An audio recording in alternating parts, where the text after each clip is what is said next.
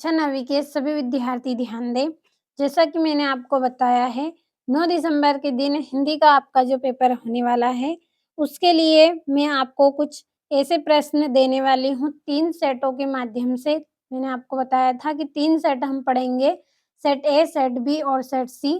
तो पिछले वीडियो में हमने सेट ए पढ़ लिया है, आज हम सेट बी पढ़ेंगे और अगले वीडियो में सेट सी हम कंप्लीट करेंगे। तो 9 दिसंबर के लिए ये तीनों सेट आपके बहुत खास हैं, कंप्लीट करके ही आप एग्ज़ाम देने चाहें और तीनों सेटों के आंसर पीडीएफ के द्वारा मैं आपको दूँगी। चलिए शुरू करते हैं पहला प्रश्न। पहला प्रश्न है सही विकल्प चुनिए। छायावाद के जनक माने जाते हैं, तो छायावाद के जनक कौन माने जाते हैं? जयशंकर प्रसाद। दूसरा है ब्रिटिश राज्य का गहना थी, तो ब्रिटिश राज्य का गहना कौन थी? हथकड़ियाँ। तीसरा है काव्य की शोभा बढ़ाने वाले धर्म क्या कहलाते हैं? तो क्या कहलाते हैं ये? अलंकार कहलाते हैं। चौथा है मैं अब पुस्तकों के भीतर था, नीचे दिए गए विकल्पों में से कौन-सा इस वाक्य का अर्थ बताता है? तो लेखक पुस्तक पढ़ने में रम गए थे। पाँचवा है रचना के आधार पर वाक्य के कितने भेद होते हैं? तो रचना के आधार पर वाक्य के कितने भेद होते हैं? 3 भेद होते हैं। छठा मृत्यु का तरल दूत कौन था? तो तेज गति से आता बाढ़ का पानी। ये क्या था? मृत्यु का तरल दूत था। दूसरा प्रश्न है रिक्त स्थानों की पूर्ति कीजिए। पहला है काली तू रजनी भी डेडे शासन की करनी भी काली, तो इसका आंसर क्या रहेगा आपका? काली।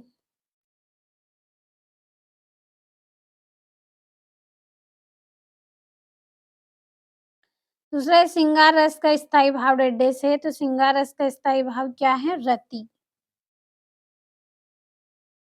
तीसरा है कामयानी एक डेडे से, तो कामयानी क्या है? एक महाकाव्य।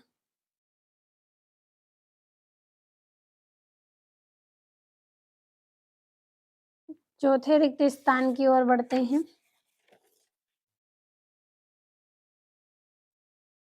चौथा है डाडे तिब्बत में सबसे डेडेस की जगह है, तो क्या है? खतरे की जगह। अगला है रचना के आधार पर वाक्य के डेडेस प्रकार होते हैं, कितने प्रकार होते हैं? 3। छठा है हम हाथी पे डेडेस न जुतवाया करते हम पे बैल, तो क्या आएगा इसका आंसर? हल।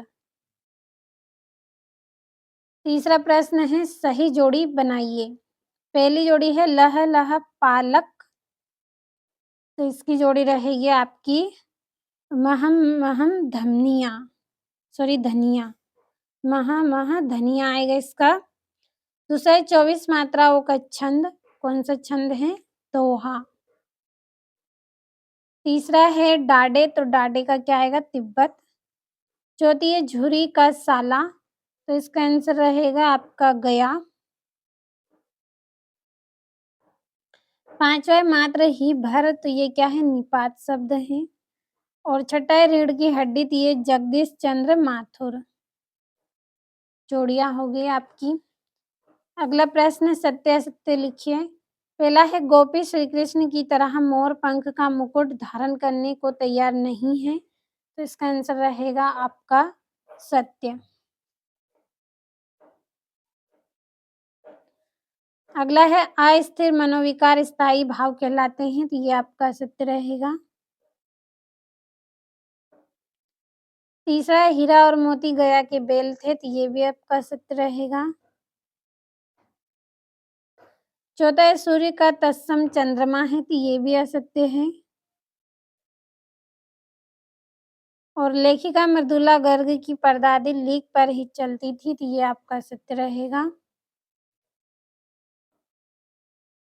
और रिलीफ डॉक्टर ने कुत्ते को नाव में बैठा लिया था, तो ये आपका सत्य रहेगा। तो अगले प्रश्न की ओर बढ़ते हैं। एक वाक्य में उत्तर लिखिए। पहला है ब्रिटिश राज्य का गहना क्या है? तो क्या थी ब्रिटिश राज्य का गहना? हथकड़ियाँ। हथकड़ियाँ इसका आंसर रहेगा। दूसरा है बिना पूर्वापर संबंध के स्वयं में पूर्ण होने वाला काव्य क्या कहलाता है? मुक्तक काव्य। तो यहीं पे लिख लेते हैं मुक्तक काव्य। तीसरा है सांवले सपनों की याद के लेखक का नाम क्या है? जाकिर हुसैन।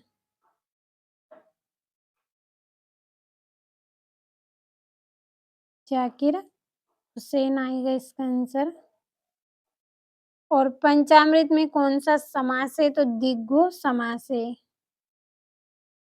द्विगु समास। 5वां ऊँची दुकान और फीका पकवान का क्या अर्थ है? अधिक दिखावा।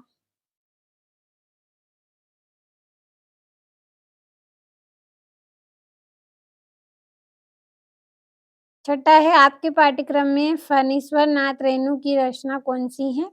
इस जल प्रलय में।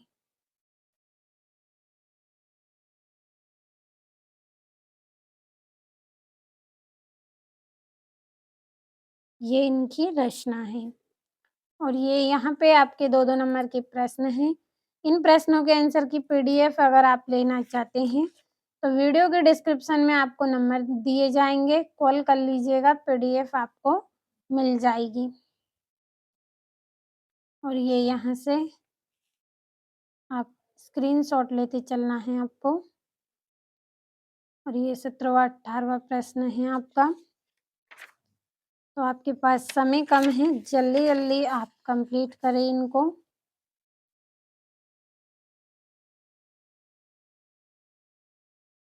ये आपका 19वां प्रश्न है जिसमें संदर्भ प्रसंग व्याख्या करनी है। 20वें में कंप्यूटर का उपयोग विषय पर शिक्षक और विद्यार्थी का संवाद। और 21वां प्रश्न जिसमें आपतित गद्यांश दिया गया है आपको, सॉरी एक गद्यांश दिया गया है। और ये यहाँ पे आपका अथवा है। और अपने भाई को उसके जन्मदिन के अवसर पर बधाई पत्र लिखना है और 23वें में निबंध करना है। तो पीडीएफ लेना है तो कॉल ज़रूर करिए, वीडियो के डिस्क्रिप्शन में नंबर दूँगी आपको, कॉल कर लीजिएगा।